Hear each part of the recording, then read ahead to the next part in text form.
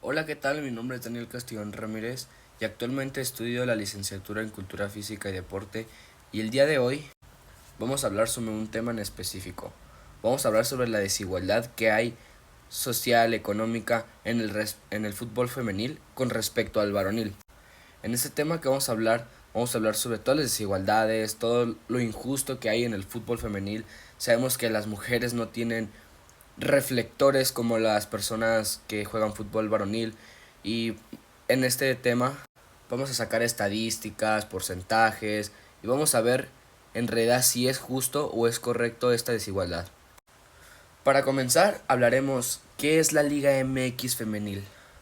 Bueno, la Liga MX femenil o el deporte fútbol femenil se ha practicado desde los años 90 en países de Europa como Suiza, como España, Alemania, Francia, etcétera, en varios países europeos.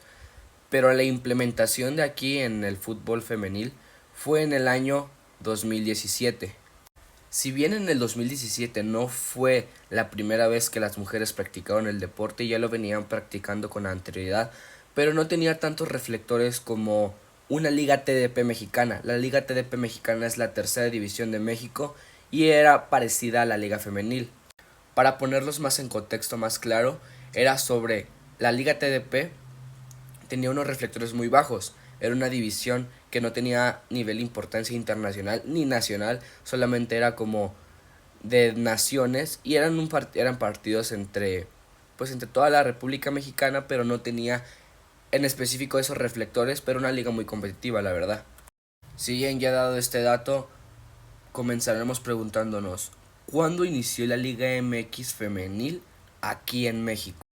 Bueno, para que entiendan un poco mejor les dejo de fondo de pantalla quién fue la primera campeona de la Liga MX femenil. Fueron las Chivas de Guadalajara. Bueno, fue en el año 2017 donde se implementó la primera Liga MX femenil, cuando participaran 16 equipos y estaban divididos de dos grupos. Eso es solamente una introducción para saber que la Liga MX femenil lleva aproximadamente 6-7 años en nuestra nación mexicana. Quiero aclarar que en ese entonces no había demasiados reflectores y era entendible, era la primera vez que se practicaba un deporte femenil a nivel nacional en México. Era muy complicado tener tantos patrocinios, pero hablaremos más específicamente de las desigualdades. ¿Qué tal si les parece si comenzamos hablando por el dinero? A día de hoy hay jugadoras que son muy buenas, tienen potencial internacional, incluso hasta México. Para serles más específico, como no puede ser como una persona de futbolista femenil que tenga reflectores internacionales gane más que este tipo. Uriel Antuna es un jugador muy criticado, muy sobrevalorado en todo el fútbol mexicano. Es increíble cómo es que gana más y tiene más reflectores, siendo un pésimo jugador. Según Transfermarkt, una futbolista femenil aproximadamente al mes gana 5,000 pesos. Según el diario Marca y Transfermarkt, un futbolista profesional varonil anda alrededor de $32,000 al mes, incluyendo patrocinios, bonos, etcétera. Pero bueno, podríamos decir, el fútbol varonil, a diferencia del femenil, el femenil ya ha tenido más reflectores, claro, por tanto tiempo que ha tenido esta Liga MX, que ya lleva para 7 años, pues la respuesta es no. La Liga MX femenil la podemos llegar a ver muy estancada a veces en algunos puntos que vamos a mencionar a continuación, pero es increíble cómo hace la discriminación. Ejemplo vamos a poner las playeras. Vamos a ir con ese tema. En el año 2018, mientras Chivas había sido campeón de la Liga MX femenil 2017, Chivas, la institución de Guadalajara, tomó la decisión de quitar las estrellas del escudo de Chivas. Tomó la decisión de quitarle las estrellas al uniforme del femenil y muchos se preguntarán por qué. Sencilla fue su respuesta. Porque Chivas femenil no había conseguido los 12 títulos que había conseguido la varonil. Fue un tema de discriminación pura. Mucha gente no se entendió por eso y es una de las cosas por las cuales este video habla sobre la discriminación que hay en el fútbol femenil y cómo lo podemos resolver. Claramente Una pregunta, ¿por qué no se las quitan a las fuerzas básicas de Chivas, donde entrenan los jugadores pequeños? ¿Por qué no se las quitan si ellos no han ganado nada? Es un tema de desigualdad de género muy potente y que se debe de hacer justicia. Actualmente Chivas tomó la decisión de quitar las estrellas del uniforme hasta la varonil, porque sí era un caso de desigualdad muy feo. Ampliando el tema de playeras, podemos observar los siguientes patrocinadores. Son patrocinadores muy comunes sobre la Liga MX. En este caso vamos a hablar sobre los patrocinadores que tiene la Liga Femenil. Equipos como América, Veracruz, Necaxa, León son equipos que respetan mucho el nivel femenil con el varonil. ¿A qué me refiero? Cuando hay una modificación de patrocinador en la playera del equipo varonil, claramente América, Veracruz, Necaxa, esos equipos lo hacen también en la femenil. ¿Por qué? Porque es una acción de igualdad.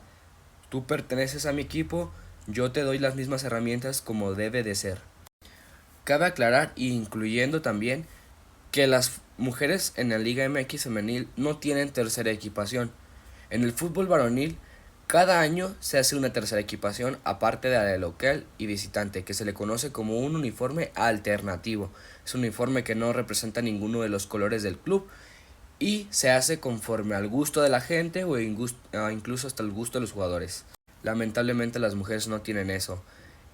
Equipos como Atlas, Pumas, Tijuana, Morelia y Santos son ese tipo de equipos. Si cambian un patrocinador, no lo cambian a la liga femenil. Incluso los patrocinadores a veces no llegan a ser los mismos. Con el tal punto a veces de sacar dinero, el fútbol mexicano es mucho negocio. La liga femenil tiene un récord de casi el 90% del Estadio Azteca cuando se jugó la final de América contra Pachuca en la liga femenil del año pasado. Tiene el récord a la mayor asistencia en un partido femenil. Pero el detalle aquí es, ¿en realidad a la gente le gustaba el fútbol femenil? La respuesta es no. El diario Marca hizo una entrevista a cada persona que iba ingresando al Estadio Azteca en ese entonces y resultó que del 100%, que era como 80,000 personas aproximadamente, el 60% era la primera vez que había ingresado a un estadio de fútbol. O sea, quiere decir que las personas no van a ver el partido, van a conocer el Monumental, van a conocer el estadio. Pero bueno, al fin y al cabo tuvo los reflectores necesarios para hacer una gran final de fútbol femenil. Cabe aclarar un punto muy importante, otro nivel de discriminación es sobre el uso de los estadios. El uso de los estadios está muy mal ejemplificado en México.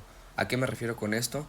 Que, por ejemplo, la Liga Femenil de Chivas no va a jugar en el Estadio Akron por cierto tiempo. ¿Por qué? Porque le dan prioridad a la varonil. Claramente, un ejemplo.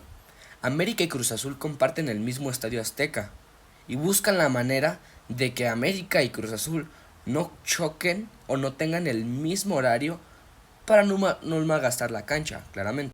Aquí la pregunta es por qué equipos como Chivas o América, que tienen los mismos estadios, no buscan la manera en la cual el femenil cada fin de semana pueda jugar en esos estadios. Hablando sobre más injusticias, tenemos las injusticias del cartel de cambios. El cartel de cambios en la Liga MX femenil no estaba implementada hasta el año 2019.